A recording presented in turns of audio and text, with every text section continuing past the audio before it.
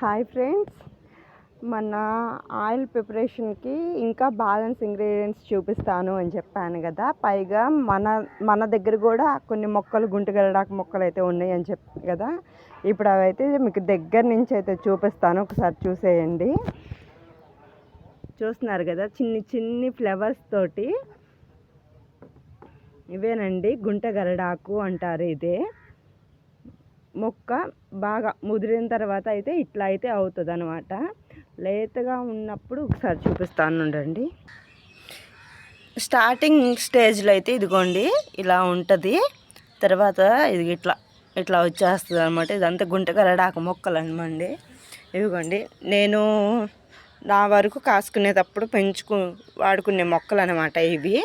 ఇప్పుడైతే మన ఫ్రెండ్స్కి చేస్తున్నాను కదా, సో ఇంకా నాకు ఎక్కువ కావాల్సి వచ్చింది, అందుకనే కొంచెం టైం పట్టింది గుంటగరడాకు అదంతా తెప్పియడానికి. సో మిగతా ఇంగ్రీడియంట్స్ కూడా చూపించేస్తాను.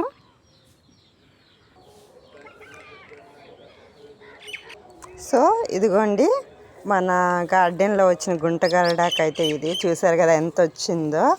4 మొక్కలు చేసి పెంచుకున్నాము అంటే మాత్రం మనమే ఆయిల్ ప్రిపేర్ చేసుకోవచ్చండి. ఇదిగోండి, కట్ చేసిన తర్వాత కాడలు చూసారా, కనిపిస్తుందా ఎంత బ్లాక్గా అయిపోయాయో అసలు వాటికి స్టెమ్స్. మన హెయిర్ కూడా అంతే బ్లాక్ అవుతుందండి. చాలా మంచి రిజల్ట్ ఉంటుంది గుంటగరడాకు అనేది.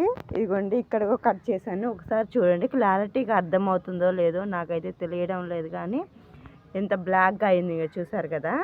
ఇదిగోండి వీటి కాడలు ఇంత అయితే వచ్చింది. మన దగ్గర కూడా చాలానే ఉంది.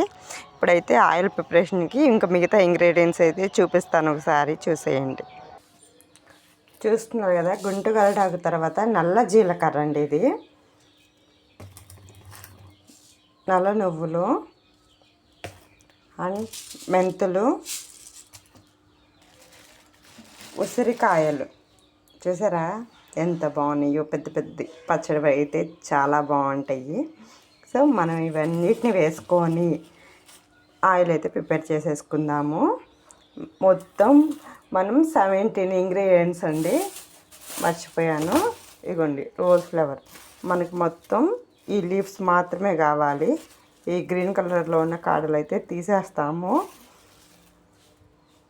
మొత్తం మనం 17 ఇంగ్రీడియంట్స్తో మనమైతే ఆయిల్ ప్రిపేర్ చేస్తున్నామండి. చాలా బాగా వర్క్ అవుతుంది. హెయిర్ ఫాల్ అనేది కంట్రోల్ అవుతుంది. తెల్ల జుట్టు మొత్తం మాయం అవుతుందండి. కొత్తగా వచ్చే తెల్ల వెంట్రుకలు కూడా రాకుండా ఆగిపోతాయి.